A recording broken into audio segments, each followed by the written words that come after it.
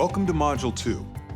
It's important that all motorists do their part to avoid distractions so we can arrive at our destination safely. In this module, we will discuss the risks and consequences of distracted driving. To begin, the California Highway Patrol offers this perspective about the shared responsibility of all drivers.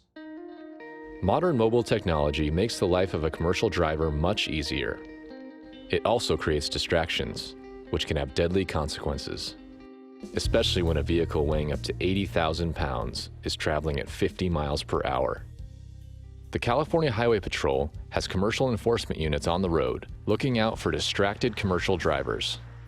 Often when we make commercial vehicle stops for people that are distracted using their cell phones, talking or texting, they give excuses that, hey, my boss just called, I'm trying to find out where I'm going.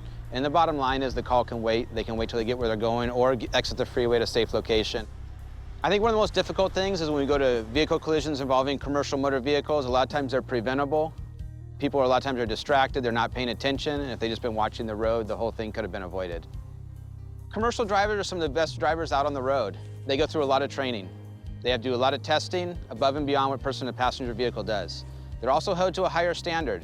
They should know better than to be operating the vehicle in an unsafe manner, and distracted driving is unsafe. It's important as a commercial motor vehicle driver to be aware of your surroundings. Often the motoring public in their passenger vehicles aren't aware of how heavy your truck is, how long it takes to stop, or how difficult turning can be. When those people in their vehicles are distracted, they're not paying attention, and it's important that you are. As the officer in the video pointed out, CMV drivers are not at fault in most fatal crashes. Research from 2020 shows that in fatal crashes involving large trucks and passenger vehicles, drivers of large trucks were at fault only 23% of the time. The drivers of the passenger vehicles were at fault 77% of the time. Why are CMV drivers generally not at fault? Well, for starters, they often have more driving experience. They work in an industry with strict rules and regulations. And overall, there are fewer trucks and buses on the road compared to passenger vehicles. Now, let's look at how the number of fatal crashes involving large trucks and buses has changed over the years. Between 2005 and 2009, the number of fatal crashes involving large trucks or buses decreased 34%. But between 2010 and 2020, the number of fatal crashes increased 31%. In 2020, nearly 5,000 large trucks and buses were involved in fatal crashes.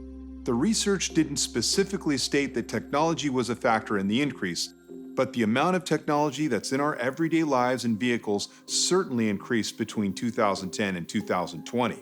Now let's consider fatalities. According to data from the U.S. Department of Transportation's Fatality Analysis Reporting System, a total of 4,714 people died in large truck crashes in 2021.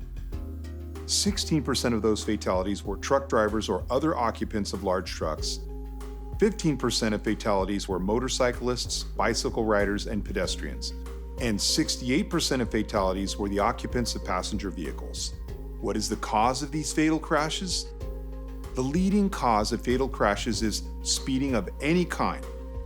Impaired driving is second, and distraction is the third most common driver-related factor for large truck drivers. What are the different types of distraction? Well, yeah, anytime I check my phone, I'm always gonna take my eyes off the road. Have you ever tried to program a route without taking your hands off the wheel? It's not possible. Sometimes if I'm really into the music or a conversation, I don't remember my drive at all. People generally think about only two types of distraction, but there are actually three. The first form of distraction is visual, that is, anything that takes your eyes off the road. The second form of distraction is manual, anything that takes your hands off the wheel. Visual and manual distraction are the two types most people are familiar with. The third type is often overlooked. Cognitive distraction is anything that takes your mind off the task of driving. Texting is particularly dangerous because it involves all three: visual, manual, and cognitive distractions. Talking on a cell phone can also involve all three unless you have hands-free or voice-activated dialing system. But what about the idea of multitasking? People can do two things at once, right? We can drive and talk on the phone. Well, not really.